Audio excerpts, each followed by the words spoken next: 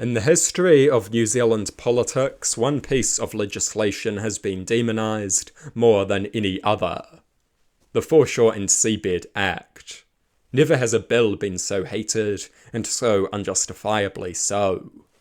In the early 2000s, it seemed the courts may begin handing coastal territory over to iwi.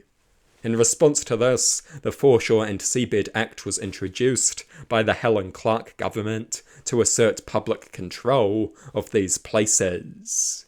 This stopped iwi in their tracks, and the radical side of pro-Maori politics was not amused.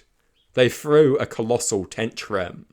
You can actually still see that tantrum in the news today, a full 2 decades later.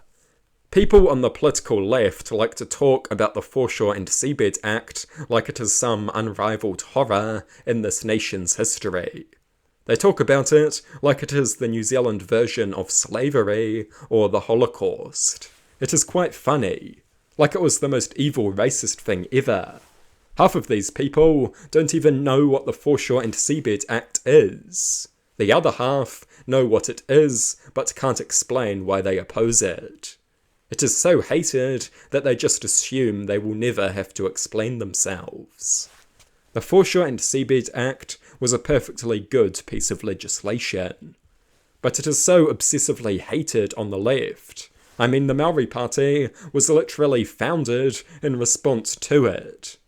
And progressive idiots still won't shut up about it.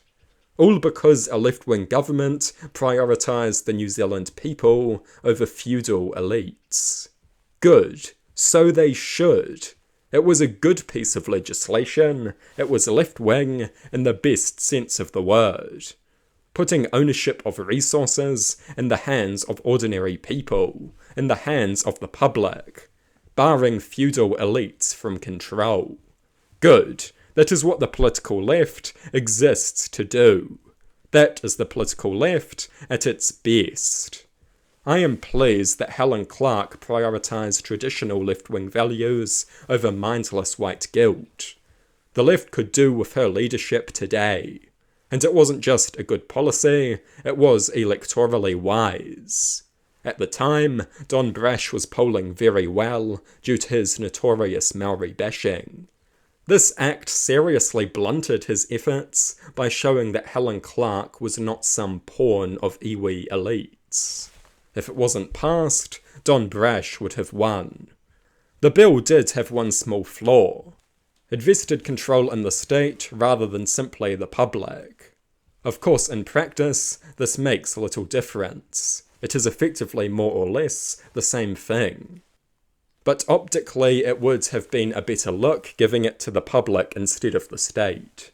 But New Zealand first had to support the bill to get it through, and being a big government economic nationalist party, this is what they demanded.